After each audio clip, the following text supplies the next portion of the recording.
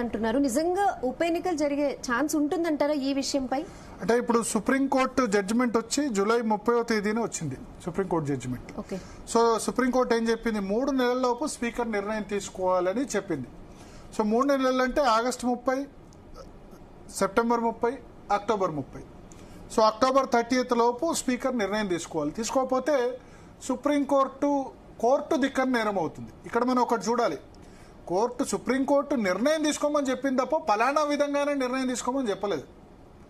ఎందుకంటే ఇప్పటివరకు ఏంటంటే స్పీకర్ ఒకసారి నిర్ణయం తీసుకున్న తర్వాత దాన్ని ఛాలెంజ్ చేసే అధికారం ఉంది, కోర్టుకు దాన్ని సమీక్ష చేసే అధికారం ఉంది. కానీ స్పీకర్ను పలానా టైంలోపు నిర్ణయం తీసుకోమని ఇంతవరకు చెప్పలేదు. ఈ లూప్ హోల్ని ఆధారంగా చేసుకునే అందరు స్పీకర్లు కూడా దాన్ని ఒక 3-4 సంవత్సరాలు లాగిచ్చేసి ఎలక్షన్ టైంకి వచ్చేసి అనర్హత వేటు మీద నిర్ణయం తీసుకుంటున్నారు. ఈ పిటిషన్లను పెండింగ్ లో పెడుతున్నారు సంవత్సరాల తరబడి. దాని మీద సుప్రీంకోర్టు జడ్జిమెంట్ ఇచ్చింది కాబట్టి ఖచ్చితంగా తెలంగాణ శాసనసభాపతి కూడా అక్టోబర్ 30 లోపు తీసుకోవాలి నిర్ణయం. తీసుకోకపోతే సుప్రీంకోర్టు ఏదైతే తీర్పు ఇచ్చిందో అది కోర్టు ధిక్కరణ ఫేస్ కావాల్సి వస్తుంది. సో అప్పుడు 2 వ్యవస్థల మధ్య సంఘర్షణ అక్కడ దాకా పోతుందని నేను అనుకోను.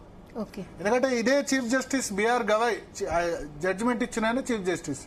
సో ఆయన తలుచుకుంటే ఏ విధంగా అయినా చేయగలరు. గతంలో మణిపూర్ శాసనసభ స్పీకరు ఇట్లే కోర్టు వినకపోతే గనక ఆయన్ని కోర్టులో ప్రవేశపెట్టమని కేంద్ర హోంశాఖకు డైరెక్షన్ ఇచ్చింది. దాంతో ఆయన క్షమాపణ చెప్పాల్సి వచ్చింది, ఆ తర్వాత ఫాలో కావాల్సి వచ్చింది. సో అక్కడ దాకా పోతారని స్పీకర్ అనుకోను. అయితే ఇప్పుడు నిర్ణయం తీసుకుంటారు. ఆ నిర్ణయం 10 మంది ఎమ్మెల్యేలో ఒకే విధంగా ఉండకపోవచ్చు. మీరు చెప్పినట్టు దానం నాగేందర్ దగ్గర క్లియర్ ఎవిడెన్స్ ఉంది. ఆయన ఎందుకంటే బీఆర్ఎస్ నుంచి గెలిచి కాంగ్రెస్ బీఫామ్ మీద పోటీ చేశాడు.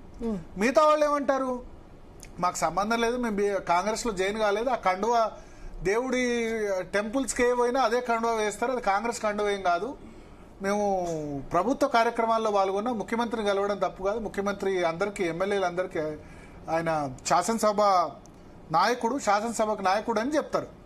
కానీ దానం నాగేందర్ ఆ విధంగా తప్పించుకోజాలరు. సో దానం నాగేందర్కు ఎఫెక్ట్ ఖచ్చితంగా ఉంటుంది. ఒకవేళ స్పీకర్ ఫర్ సపోజ్ ఆయన మీద వేటు వేయకపోయినా సరే ఖచ్చితంగా ఈ హైకోర్టులోనే లేకపోతే సుప్రీంకోర్టులో ఆయనకు రిలీఫ్ దొరకదు, అది క్లియర్. ఇక మిగతా ఎమ్మెల్యేల విషయంలో రకరకాల సాక్ష్యాలు ఉన్నాయి. కడియం శ్రేయర్ ఉన్నారు, ఆయన కూతురు కోసం ప్రచారం చేశారు ఆయన.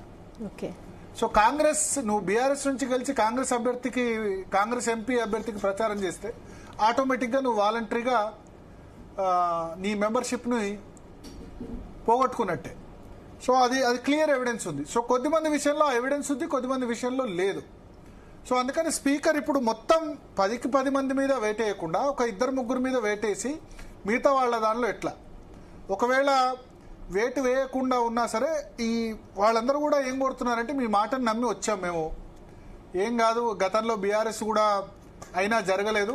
వాళ్ళు ఏమనుకున్నారంటే బీఆర్ఎస్ శాసనసభ పక్షం కూడా విలీనం అవుద్దేమో, 26 మంది 40 మందికి 26 మంది వచ్చేస్తారేమో అనుకున్నారు. కానీ అది జరగలేదు. సో జరగకపోవడం వల్ల మనం ఏం జరిగిందో చూసాం. ఆ సమయంలో నిజానికి బీఆర్ఎస్ ఎంపీ సీట్లు 0 రావడంతో బీఆర్ఎస్ ఉంటుందా లేదా అన్న పరిస్థితి నుంచి ఆ 10 మంది ఎమ్మెల్యేలు పోయిన తర్వాత మళ్ళీ ఆ ఉన్న ఎమ్మెల్యేలు ఒకళ్ళిద్దరు వెనక్కి కూడా వస్తామన్నారు. కానీ వస్తే కనుక ఆల్రెడీ సుప్రీంకోర్టు పోయారు. పటాన్చర్ ఎమ్మెల్యే గూడెం మైపాల్ రెడ్డి ఉన్నాడు, తర్వాత గద్వాల్ ఎమ్మెల్యే బండ్ల కృష్ణమోహన్ రెడ్డి ఉన్నాడు. ఎందుకంటే కాంగ్రెస్ పార్టీలో వాళ్ళు ఇబ్బందులు ఫేస్ చేస్తున్నారు. అక్కడ ఉన్న నియోజకవర్గ ఇన్ఛార్జీలు వాళ్ళని పని చేసుకుని ఇవ్వట్లేదు, ఇబ్బంది పెడుతున్నారు. అదే బీఆర్ఎస్ లో అయితే సింగిల్ కౌంటర్, కేసీఆర్ చెప్తే ఎవరు మాట్లాడు. కాంగ్రెస్ లో రేవంత్ రెడ్డి చెప్పినా, హైకమాండ్ చెప్పినా మేము కాంగ్రెస్ లో మొదటి నుంచి ఉన్నాం, వీళ్ళు వచ్చి కొత్తగా అయిందని చెప్పి ఆ విధంగా చేస్తారు. సో అందుకని ఇప్పుడు 2 అంశాలు, ఒకటి వాళ్ళ నియోజకవర్గాల అభివృద్ధికి సంబంధించిన అంశాలు ఒకటి, రెండోది ఇతర ఇష్యూస్. స్పీకర్ మీద వేటు పడితే గనక ఒకవేళ స్పీకర్ వేటేయకుండా అక్కడితో అయిపోదు, నెక్స్ట్ హైకోర్టుకు వెళ్లాల్సి ఉంటుంది. హైకోర్టు క్లియర్గా ఎవిడెన్స్ కనిపిస్తే గనక హైకోర్టు వాళ్ళలో చాలా మంది మీద వేటు వేసేందుకు అవకాశం ఉంటుంది. తర్వాత సుప్రీంకోర్టు. బట్ ఏదేమైనా ఈ ప్రాసెస్ అంతా కూడా ఒక టైం లిమిట్ పెట్టింది కాబట్టి ఈవెన్ ఇప్పుడు స్పీకర్ అయితే ఖచ్చితంగా అక్టోబర్ 30 లోపు నిర్ణయం ఇవ్వాలి. స్పీకర్ నిర్ణయాన్ని తమకు 10 మంది మీద వేటేయకుండా ఒక 2-3 మీద వేటేసి మిగతా వాళ్ళ మీద వేటేయలేదు అనుకోండి, బీఆర్ఎస్ హైకోర్టుకు వెళ్తుంది. హైకోర్టులో అయినా ఖాయం కదా కొద్దిమంది మీద అయినా. సో బై ఎలక్షన్స్ ఫేస్ చేసింది రెడీ ఉండాలి. ఇదంతా కూడా ఏంటంటే ఇప్పుడు జూబ్లీ హిల్స్ బై ఎలక్షన్స్తో పాటు వెళ్లేందుకు కాంగ్రెస్ సిద్ధంగా లేదు. So Jubilee hills by election అయిన వెంటనే దానం నాగేందర్ స్పీకర్ వేటు వేయకముందే తనంతట తాను రాజీనామా చేస్తారని కూడా వార్తలు వినిపిస్తున్నాయి.